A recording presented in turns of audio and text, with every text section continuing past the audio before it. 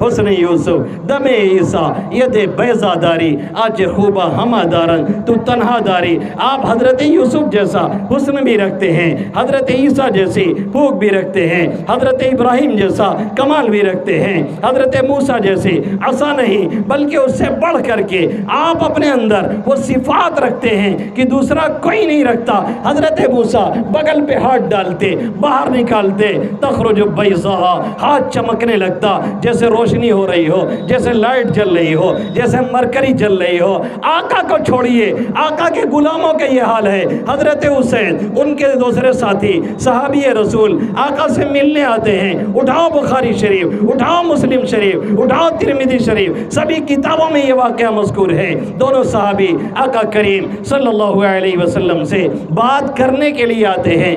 آقا مدنی صلی اللہ علیہ وسلم ان سے بات کرتے ہیں۔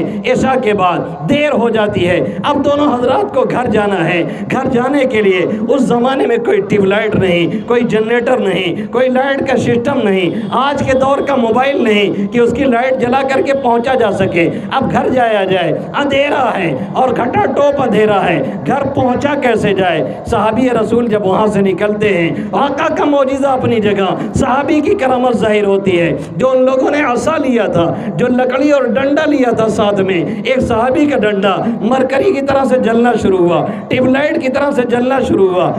دونوں صحابی اسی کی روشنی میں چلنا شروع ہوئے اور چلتے چلتے آگے جاتے ہیں، اور آگے جا کر کے ایک صحابی کو داہنے جانا ہے، دوسرے صحابی کو بائیں جانا ہے۔ ابھی تک ایک لائٹ کی ضرورت تھی، اس لیے ایک جل رہی تھی۔ جب دونوں صحابی الگ ہوئے تو دوسرے صحابی کا ڈنڈا بھی ٹیوب لائٹ کی طرح سے جلنا شروع ہوا، اور دونوں کے دونوں اپنے گھر پہنچ جاتے ہیں۔ حسن یوسف دم عیسیٰ ید بیضا داری آج خوبہ ہمہ دارن تو تنہا داری۔